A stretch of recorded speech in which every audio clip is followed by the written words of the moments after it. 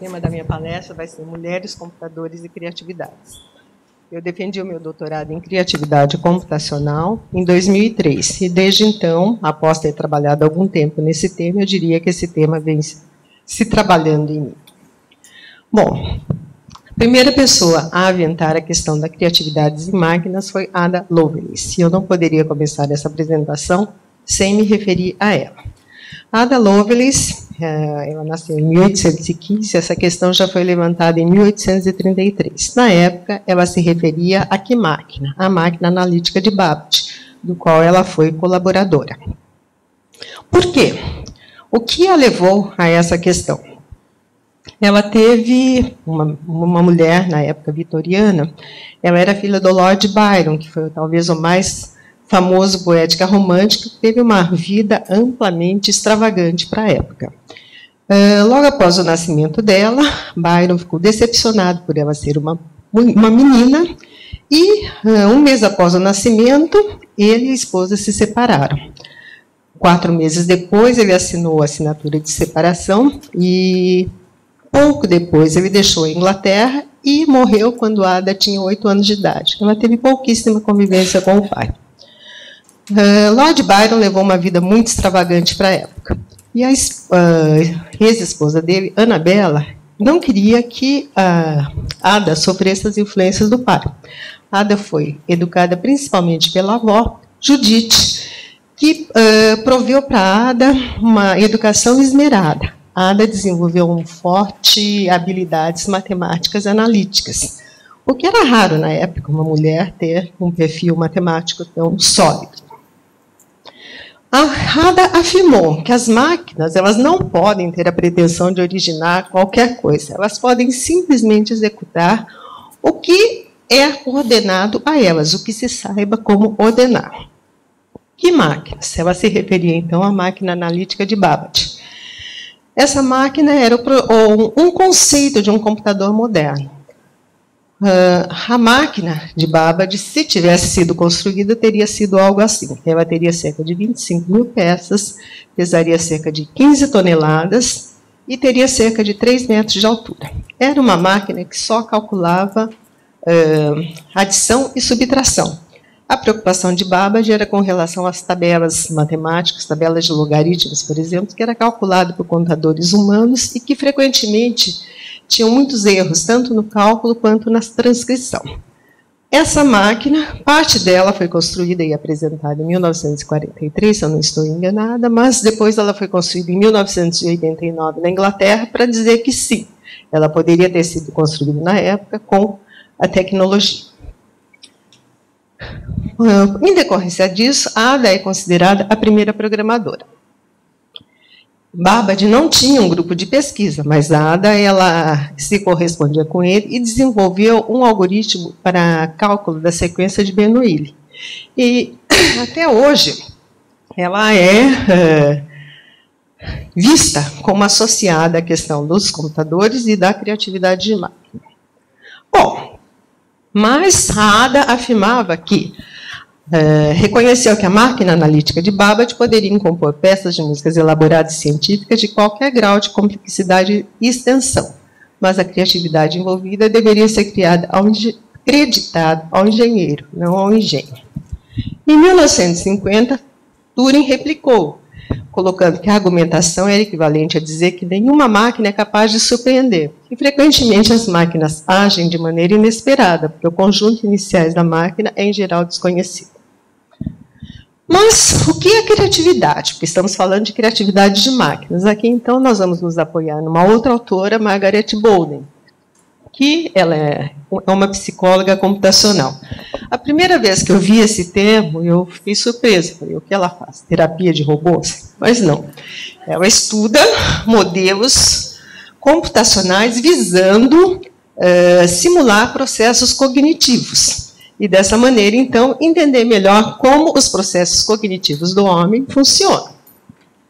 Bom, Margaret Bolden, apoiada em outros autores, ela define criatividade como uma característica da inteligência humana baseada em capacidades do dia a dia, tais como associação de ideias, memória, percepção, pensamento analógico.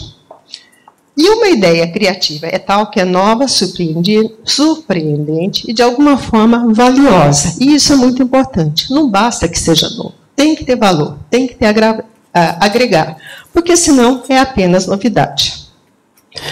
Ela identificou três principais modos de criatividade. A criatividade combinatória, que envolve combinações de ideias. Então, exemplos incluem poesia, analogia, onde as ideias são associadas de forma inovadora. A criatividade exploratória. Alguns autores não consideram isso criatividade. É quando você descobre algo que já existe. Mas em todo o processo criativo existe uma fase de exploração. E, finalmente, a criatividade transformadora, que é a criatividade associada aos grandes cientistas, aos grandes artistas. Essa, sim, é considerada a grande criatividade. E ela é muito difícil, porque ela envolve a transformação do domínio, ela envolve assim, a expansão de alguma dimensão. Bom, desde então, na área de inteligência artificial, alguns autores eles têm aplicado a computação evolutiva para a simulação da criatividade. Nesse livro, do Bentley e Corney, várias aplicações são apresentadas e nós, inclusive, apresentamos um capítulo no livro. Aquele diagrama é da nossa contribuição nesse sentido, que é um diagrama típico de um sistema evolutivo. Você produz cromossomos, por exemplo, no nosso caso, aí, são clusters musicais, são conjuntos de 4 notas musicais. A partir daí, então, as tiras de cromossomos são selecionadas, aplicado um crossover, em cima do crossover uma mutação. Uma função de fitness seleciona um cluster para ser tocado, levando em consideração os aspectos melódicos, harmônicos. Esse cluster é selecionado e vai para uma produção sonora. Então, o que resulta disso é uma, entre aspas, música, tá? Mas é uma composição sonora. E a própria Margaret Bolden, ela escreveu uma abertura para esse livro e ela coloca que o crossover, mutação, avaliação, a seleção e a reprodução são aptos para simular a criatividade combinatória e a exploratória. Já a criatividade transformadora, essa é difícil até para seres humanos. Bom, a partir de aqui, eu vou apresentar, então, 2 aplicações. Uma no domínio visual, outra no domínio sonoro, de computação evolutiva. A partir de um quadro de Kandinsky, que eu vou apresentar a seguir, foram criadas, alguns objetos foram programados por um aluno, Rafael Maiola, e foram geradas composições visuais a partir desses objetos. Dessa maneira, então, esse foi o quadro escolhido. Então, nós temos vários objetos aí. Então, nós aplicamos a computação evolutiva, no caso, mais generativo do que evolutivo, para algumas aplicações.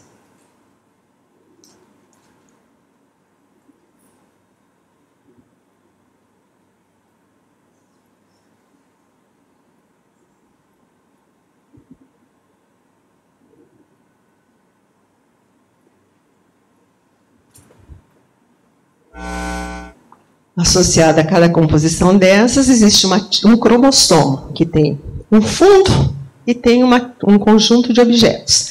E nós podemos, por exemplo, fazer casamento de composições. Então, poderíamos fazer uma composição como a primeira lá, que só tinha triângulos, pegar uma outra que só tem sóis, e a partir daí gerar uma composição com triângulos e sóis, por exemplo. Então, uma vez apresentada uma composição no domínio visual, esse é o nosso trabalho, que é um trabalho bastante complexo no domínio sonoro. Então, o Vox Populi, que foi apresentado, aquele diagrama que eu apresentei anteriormente, se referia a ele foi aplicado no ambiente aural. O Vox Populi ele tinha curvas que eram desenhadas pelo usuário, e essas curvas guiavam a produção sonora. Nós fizemos um experimento envolvendo CTI e Onix, e um aluno, aí no caso eu tenho o Flávio, desenhava curvas na tela do computador que eram enviadas como trajetórias para os robôs. O sistema de visão, que é aquele globo que foi desenvolvido por nós no CTI, observava as trajetórias dos robôs. Então, os caminhos percorridos das trajetórias enviadas e dos caminhos percorridos resultou uma produção sonora.